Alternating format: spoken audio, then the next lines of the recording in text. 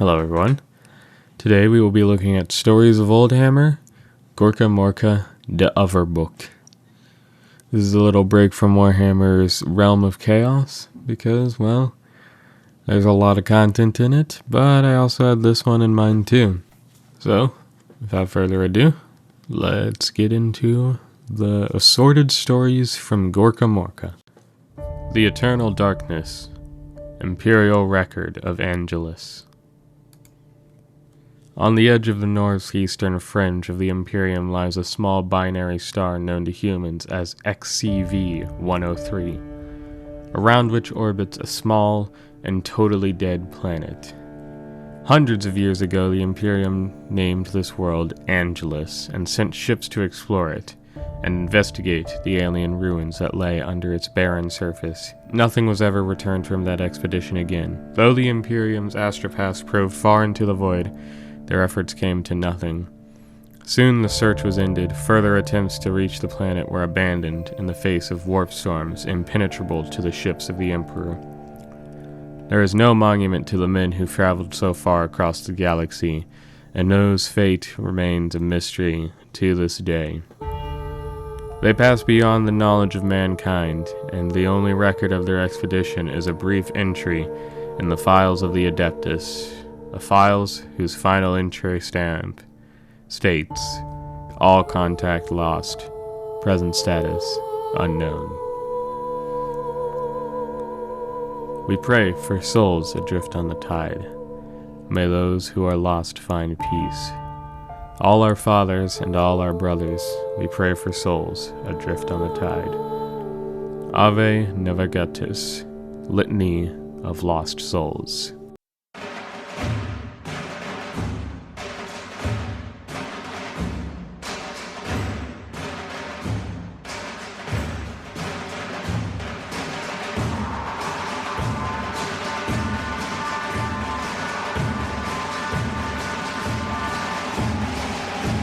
The buggy raced through the desert. Sand swirled and blew everywhere.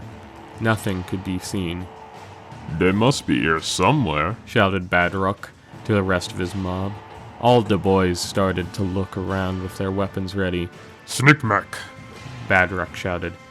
"Hit the thrusters. Let 'em know we're here." The engines roared as the buggy was catapulted forward through the sandstorm. "Morkas, Morkas, Morkas," the boys chanted. "Gorkas, Gorkas, Gorkas," came the reply from the other buggy. Badrock spun around looking for the enemy. All he could see was his sand. "Boss, over there," shouted one of the boys. Badrock looked back to see a Gorka buggy racing up behind them. He had to think fast. "Snickmack," he shouted. "Swerve out the way and slow down." Badrock turned to the rest of the boys. "Right, lads. Everyone on this side of the buggy. When they go past us, blast them." Just as the Gorkers attempted to ram, Snickmek swerved out of the way and slowed. As the Gorkers raced past, Badrock's mob let them have it with everything they had. The Gorker mob took cover as shot after shot hit the buggy's armored plates. One of the Gorker mob was hit and thrown off, and then the engines were hit. The Gorka buggy exploded spectacularly, sending shrapnel and orcs flying through the air. Badrock shielded his eyes from the blast and then watched the Gorka mob land, scattered about on the desert floor. "Wog!" he shouted as Snickmek hit the thrusters. "Wog!" replied the rest of the boys. Their buggy raced through the sandstorm, leaving the Gorkers far behind.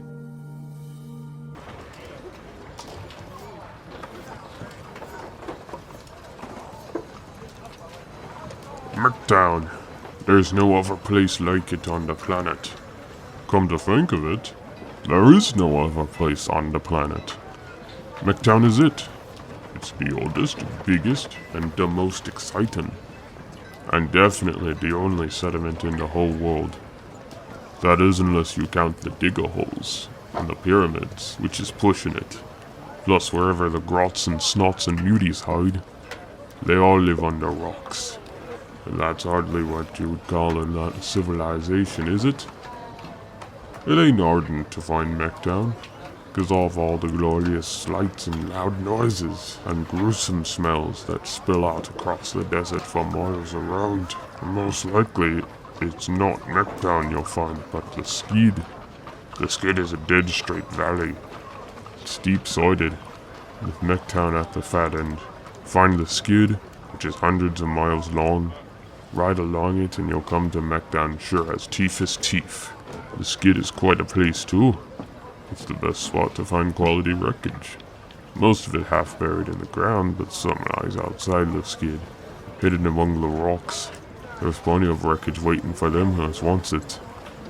Of course, there's all sorts of nasties that live in the skid, especially that thin end where there's a big long chunk of old wreck. We calls this Skid Row, and this is a lot of bad grots hanging out. There's a few nasty types. That is the best avoided if you know what's good for you. Still, I've had many a bash in the skid, and I carry me off some Tucker Tech too, as you can see by the size of me janglies. It's a good life, no mistake. Gorka be praised.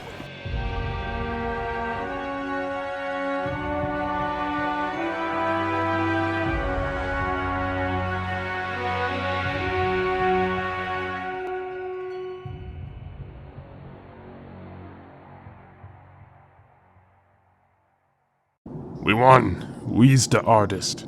Them other lads is dead girly, crowed Gilrat, knob of the Deathbringers. Boss? It was Nagstick, one of the younger orcs who spoke. What's it? It's me arm, boss. I think I hurt it. What you mean? You think you hurt it? Well, I can't tell for sure, boss, 'cause I can't find it. It ain't on the buggy, and none of them other lads has got it. The young orc looked thoroughly miserable. Honestly, turns me back for a moment and you start losing things. Well, you got a choice. You can go to their dock, or you can go without. Nagstick looked around at the others. Somehow he couldn't help but remember poor old Skorgezagreat, who had been shot in the chest. He was never quite the same after the doc cut off both his legs. Actually, boss, I reckon it ain't too bad with one arm. I'll be lighter on me feet, like squeeze through narrow gaps, that kind of thing. That's me, boy, beamed Gilrat.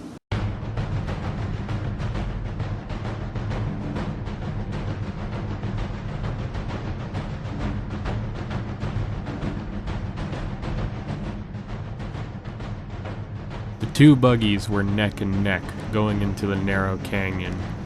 Maggob, ignoring the dust stinging his eyes, was staring ahead to where the walls closed in even further. It was painfully obvious that only one buggy could go through at a time. Bracing himself, he pulled the faster lever. The buggy shot forwards. Tears filled his eyes as the wind and dust made sight almost impossible. He was dimly aware that Snadrock's buggy had stayed alongside.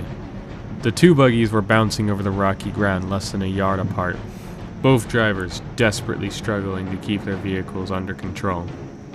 Ahead, the rock wall was rushing toward him at an alarming rate, and Maggob tried not to notice the wreckage littering the rocky spires that formed the neck of the canyon. Grimly, he gave the lever another yank, and again the buggy leapt ahead. The steering rudder twisted in his hands like a wild animal, and at the very last minute he hauled over the rudder to swipe Snadrock out of the way. To his horror, he realized that Snadrock wasn't there. Evidently his rival had been unable to keep up and Maggob had pulled ahead. The buggy lurched wildly across the canyon floor, bounced off a couple of loose rocks, and slammed into a wall. Snadrock, a short distance behind, saw the ominous column of smoke rising from the tangled wreckage, and decided that sometimes not being able to keep up came in very handy.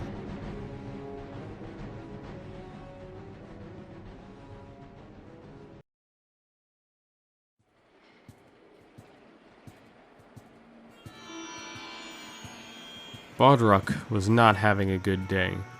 He'd driven his beautiful buggy into a rock while showing off some high-speed maneuvers. It had been humiliating having to push the twisted wreckage through Mcdown. He hadn't had a headache like this since the headbutting contest weeks ago. Now this grinning mech was pointing out the hundreds of design faults that had caused the crash. Too much plate in these here grunge sockets, isn't there, Governor? What kind of grot-brained clown put the gumption bearing underneath the Scroggin socket? All things a death trap. Tell you what, you got me in a good mood, and truth tell, your stories really touched me. Now, I got my brand new model, ain't hardly been driven much. Super deluxe model. What I can tell you of, what do you say? The mech waved an expansive arm in the direction of a slightly smaller vehicle, riddled with bullet holes, variously covered liquids dribbled from cracked pipes, and hastily nailed on patches. Bodruk sighed. Inwardly, he tried to drag the mech's attention back to his own vehicle. I just want you to straighten her out. Just make it go. An evil light into the mech's eyes. Ready you are, boss. Ready in no time. Gratefully, Bodruk left. The next day, headache gone, Bodruk entered the mech's little compound. You're gonna love this, Cackled the mech, fairly skipping to a large object covered in tarpaulin. Ta-da! Pretty good, eh? Goes like stink. It even got an extra dead hard style kit what I threw in for free. 'Cause I like you. As he threw back the cover, he seemed to be having trouble meeting Bodruk's appalled stare. Where's my buggy? What have you done to my buggy?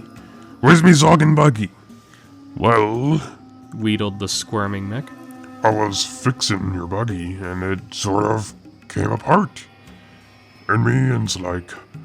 So anyway, I says to myself, what he wants is a new model, something shooty, something hard, dead hard. So I thought, well, you said to straighten her out, but you forgot to say which one. What with you not being yourself and all?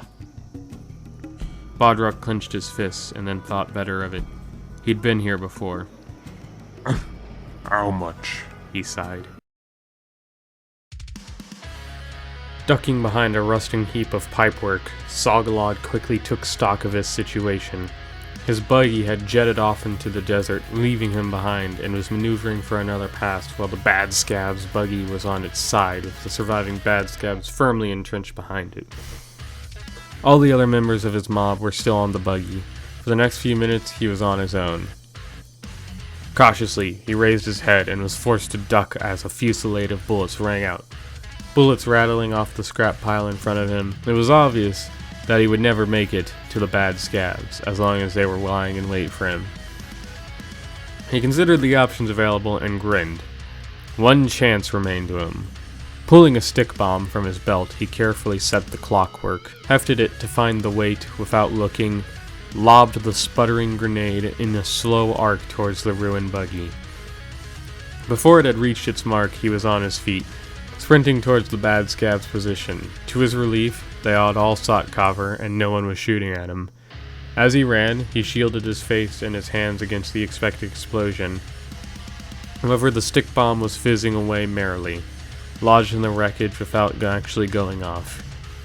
Gritting his teeth, he vaulted awkwardly over the buggy and landed, hobnailed boots first, on a cowering Bad Scab. Automatically, Zoglog stamped hard, and he was rewarded by one agonizing crunch of bone under his foot. Not bothering to aim, he blazed around him with his pistol, and if anything came close enough, he kicked it, bit it, or punched it.